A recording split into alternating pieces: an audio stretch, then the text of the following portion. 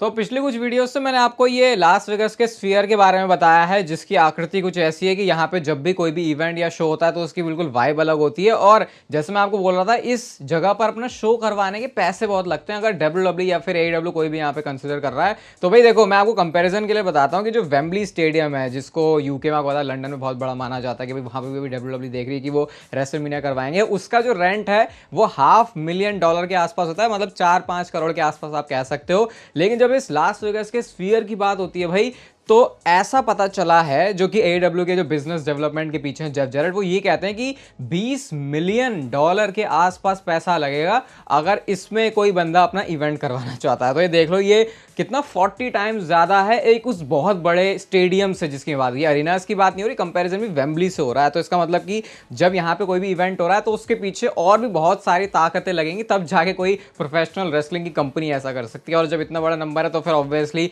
Race में जो आगे है वो डब्ल्यूडब्ल्यू कंपनी होती है। लेकिन इतना तो है कि अगर डब्ल्यूडब्ल्यू परफेक्ट थीम के हिसाब से यहाँ पे अपना इवेंट मैनेज कर पाती है तो वो once in a lifetime जैसी फील देगा। मतलब ऑब्वियसली एक बार नहीं होगा, लेकिन जैसे मेडिसन स्क्वायर गार्डन कितना ज़्यादा पॉपुलर है, तो उस टाइप की पॉपुलैरिटी फिर इस वाले इवेंट की भी होगी डब्ल्यूडब्ल्यू की, अगर मैं सिनेरियो में बात करूँ। और वेलकम है आपका वॉइस ऑफ रेसलिंग के एपिसोड नंबर 507 में। और भाई रिकीशी ने तो कल रात में कुछ ऐसा कर दिया कि सारी जो रेसलिंग कम्युनिटी है वो थोड़ा सा डर और भय में आ गई। ट्वीट आप उनका देखो जहां पे वो कुछ ऐसे करके लिख रहे हैं, जिमी ऊसो की उन्होंने एक ब्लैक एंड व्हाइट सी वीडियो डाली है और कहते हैं कि जो मेरा बेटा है, जो जोनाथन फाटू यानी कि जो जिमी ऊसो है, उनके लिए तुम प्रेयर्स करो। अब जब ये सारी चीज़ सामने, मतलब पिताजी की तरफ से किसी मतलब अपने बेटे के लिए ट्वीट आ रहा, तो ऑब्वियसली कंसर्न आने ही थे। लेकिन इसके बारे में अभी तक तो कुछ क्लैरिटी मिली नहीं है। बट जो डर्ट शीट्स है वो ये रिपोर्ट कर रही है कि जो भी सिचुएशन है जिमी ऊसो के साथ, कुछ भी ऐसा नहीं है, Jimmy Uso fit and fine, उनकी हेल्थ से रिलेटेड कोई भी कंसर्न है नहीं यहाँ पे। अब क्या ये उस तरीके का ट्वीट है कि उस रात को मैं 2 बजे तक पिया और उसके बाद जो भी मर्जी में आया रिकीशी ने,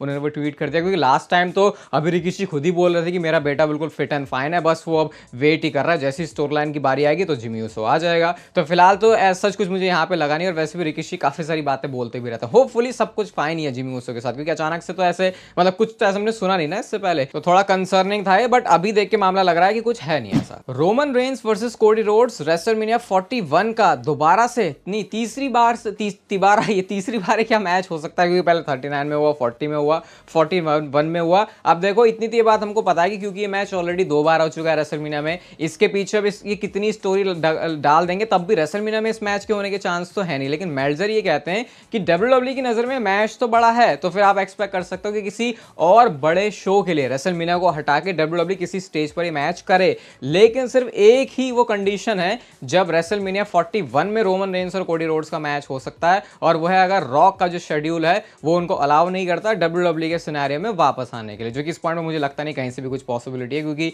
अब तो वो बोर्ड ऑफ डायरेक्टर का ही पार्ट हो चुके हैं टीकेओ के अंदर, जो है उन्होंने अपना पूरा जो मेंबर है वो वाला रोल ले लिया। तो अब तो ऐसा नहीं लगता, क्योंकि पहले मुझे लगता है कि मतलब टाइम तो देखो हर किसी के पास होता है, वो प्रायोरिटी की बात होती है कि उस चीज को कितना प्रायोरिटी में रखा जा रहा है। तो अब रॉक डब्ल्यूडब्ल्यू को थोड़ी अलग नजर से देखते हैं, जब से उनकी भी जो हिस्सेदारी है कंपनी में वो ज्यादा बढ़ गई है। तो इस हिसाब से फिर तो ऐसा मौका है नहीं कि रोमन रेंस और कोडी रोड्स का मैच रेसलमेनिया में होगा, बट ये मैच किसी बड़ी स्टेज पर जरूर होने वाला है। कुछ लोग वैसे ऐसे भी बोलते हैं कि डब्ल्यूडब्ल्यू हो सकता है इस रोड टू रेसलमेनिया 41 के अंदर कहीं रोमन और कोडी रोड्स के मैच को फिट कर सकती है। मुझे पर्सनली लगता है कि अभी ये जल्दीबाजी हो जाएगी थोड़ा करना, शायद डब्ल्यूडब्ल्यू बाद में जाएगी जब थोड़ा मामला ठंडा पड़ जाए, उस टाइम पर रोमन और कोडी का मैच करती है, तो शायद फिर डब्ल्यूडब्ल्यू ज्यादा कैपिटलाइज कर सकती है। फिर आफत की पुड़िया, मुझे लगता है मैट रिडल का नया नाम रखना चाहिए। मतलब अभी उन्होंने कुछ नहीं किया, लेकिन टोनी खान से भी जब पूछा कि क्या तुम मैट रिडल को अपनी कंपनी में लेके आना चाहते हो, तो ऐसा बंदा जिसकी कंपनी में ऑलरेडी इतनी सारी भसड़ आज तक हो चुकी है, उसको बोला जाता है कि भाई टोनी खान से शुरुआत होती है, उस जैसा बंदा भी मैट रिडल से दूर भाग रहा है कि नहीं इससे तो अपनी कंपनी में नहीं लेके आना, क्योंकि ऑलरेडी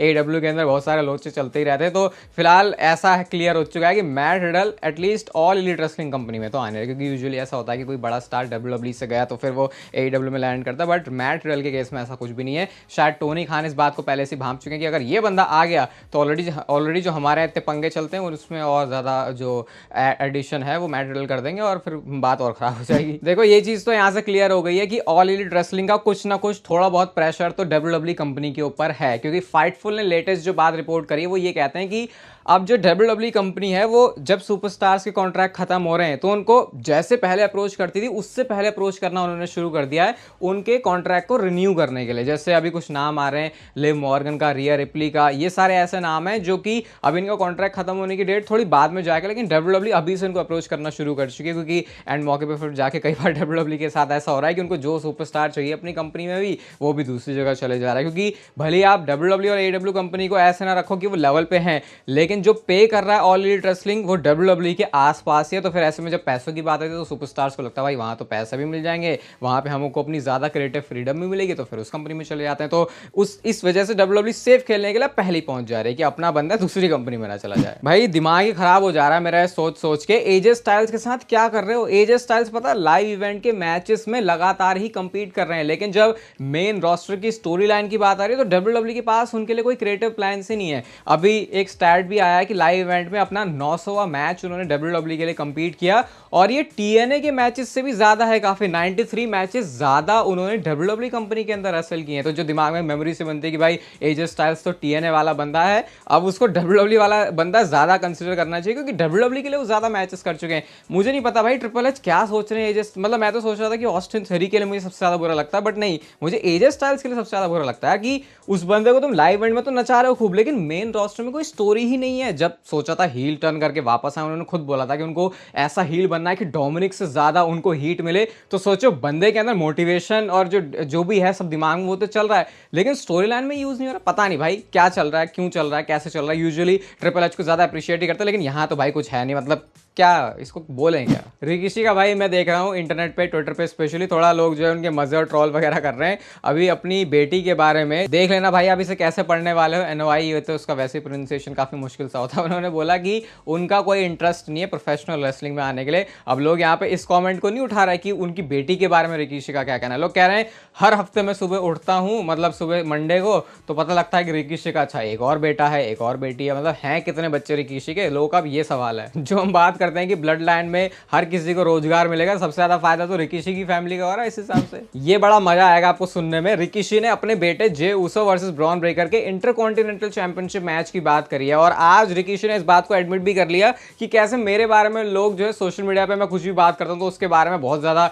मतलब एक तरीके से हीट जनरेट करने लग जाते हैं मेरे लिए। वो कहते हैं भाई मैं बाप हूं, वो अपने बेटे के लिए हमेशा ही यही कॉमेंट करेगा। और आई थिंक रिकिशी की बात सही भी है, क्योंकि एक बाप तो चाहेगा ही अपने बेटे को सक्सेसफुल होते हुए देखना। बट जब उन्होंने इस इंटरकॉन्टिनेंटल चैंपियनशिप मैच की बात करी जो कि जे उसो और ब्रॉन ब्रेकर का होगा, यहां पे उन्होंने ऐसा तो नहीं बोला कि भाई जे उसो को ही जीतना चाहिए फिर यही होना चाहिए। उन्होंने एक तरीके से सिनेरियो एक्सप्लेन किया कि उनको ऐसा लग रहा है कि शायद कोई ब्लड लाइन का जो बंदा है वो इस मैच में आ जाएगा, और इसकी वजह से जे उसो शायद ये इंटरकॉन्टिनेंटल चैंपियनशिप का मैच ना जीत पाए। और आई थिंक हम सब लोगों को एंडिंग ये तो नहीं, लेकिन इतना तो है कि शायद चांस कम है जे उसो का जीतने का। और उसके पीछे जे उसो खुद रीजन नहीं है, रीजन ये है कि ब्रॉन ब्रेकर को इंटरकॉन्टिनेंटल चैंपियनशिप दी है इतने अच्छे टाइम से बिल्ड करने के बाद, तो शायद इस मौके पे तो फिलहाल वो हारेंगे नहीं। अभी रिसेंटली रिया रिप्ली ने कमेंट किया था जजमेंट डे से टूट जाने के बाद, उन्होंने लिटरली बताया कि बैक स्टेज जाके वो रो रही थी जो समर स्लैम में जो ऑफिशियली स्प्लिट हो गया था पूरा जजमेंट डे का।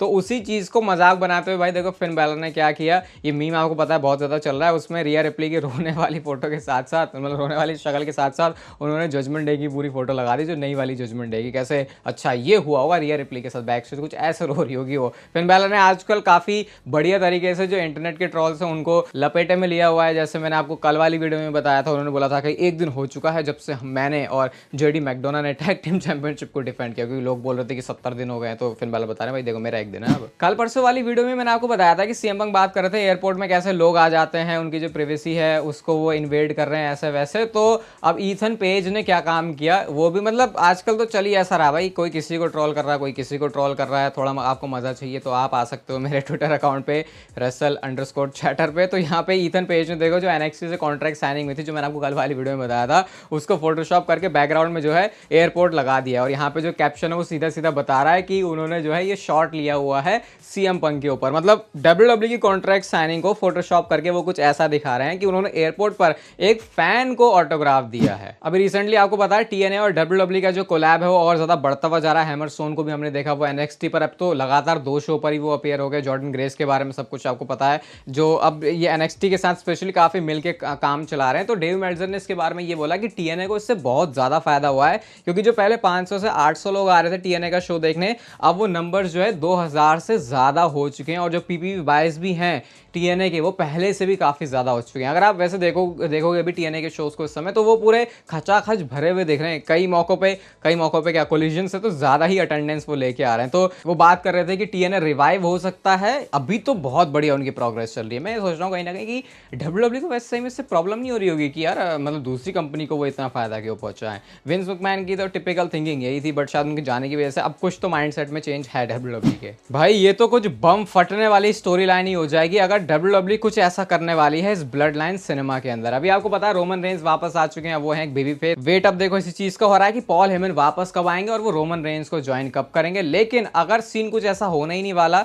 और पॉल हेमन रोमन रेंज के साथ आएंगे ही नहीं, तो देखो सबसे पहले तो बात यह है कि पॉल हेमन को हम लोग जानते हैं यूजुअली बैड गाइज को मैनेज करने के लिए, क्योंकि उनके उस हिसाब से फिर जो स्टोरी लाइन में है पॉल हेमन अपना बढ़िया तड़का मार पाते हैं अगर उनको बैड साइड पर होना होता है। लेकिन अब क्योंकि रोमन रेंज एक गुड गाय बन चुके हैं, तो पॉल हेमन यहाँ पे पेयर होंगे कैसे। और एक इंटरव्यू में जो कि मैंने आपको बताया भी था पॉल हेमन का, वहां पर वो ये कहते हैं कि व्हेन और इफ क्या पॉल हेमन जो वाइजमैन है वो रोमन रेंज को ज्वाइन कर रहा है या फिर नहीं। उन्होंने खुद एक डाउट सा क्रिएट किया था कि क्या वो रोमन रेंज के साथ आएंगे भी या फिर नहीं। और इसके बाद अब जो डर्ट शीट्स है उन्होंने ये बात रिपोर्ट करना शुरू किया ज़ेरो न्यूज़ ने कि रोमन रेंज के साथ नहीं बल्कि पॉल हेमन और द रॉक की हमको जोड़ी देखने को मिलेगी। और ये कुछ इस तरीके से अनफोल्ड होगा रेसलमेनिया 41 के लिए। अगर WWE रोमन रेंज और रॉक का मैच सेटअप कर रही है, तो वैसे तो देखो जरूरत है नहीं पॉल हेमन की रॉक के साथ कुछ भी करने की, क्योंकि रॉक वैसे ही माइक पर इतने ज्यादा अच्छे हैं। लेकिन क्योंकि यहाँ पर ये रोमन रेंज को बिट्रे करने वाला एंगल है, तो इस वजह से रॉक की साइड पे पॉल हेमन चले जाएंगे। और वो जो एक बेबी फेस वाला एंगल है जिसको WWE चाहती बहुत बढ़िया तरीके से निकालना, वो फिर और WWE के लिए ईजी हो जाएगा, क्योंकि पॉल हेमन जो रोमन रेंज के साथ है अब वो द रॉक की साइड जा चुके हैं। तो ऐसे में ये किस गंदे लेवल का बैड ग्रुप बन सकता है वाइजमैन और रॉक का। ये तो सिर्फ आप ये तो मतलब ऐसा है कि भाई सबसे खराब ही चीज अगर कुछ दिखानी है तो वो कर देंगे। खराब इन द सेंस कि एक हील के फॉर्म में बात कर रहा हूं। और फिर जब ये रोमन रेंज के अगेंस्ट में होंगे तो फिर WWE और ज्यादा रोमन रेंज और रॉक की इस कहानी में जो कि इनके रेसलमेनिया मैच की तरफ लीड करने वाला है उसमें और भी ज्यादा तड़का लगाएगी अगर ये चीज रेसलमेनिया 41 में हो रही है। तो सिनेमा करने का तो WWE के पास इतने सारे मौके हैं एंड आई थिंक यस मैं इंटरेस्टेड हूं। एक बार दिखा देना बस Roman Reigns and Paul Heyman को, उसके बाद बिट्रेल वाला एंगल हो गया तो रॉक और रोमन रेंज की कहानी में मजा बहुत आएगा इसको देखने में। बाकी अगर आपको मजा आया हो इस वीडियो को देखने में आज तो इसको लाइक कर देना, चैनल को सब्सक्राइब कर दो ऐसी और मस्त वीडियोस के लिए, और तब तक लेते रहो जिंदगी के मजे।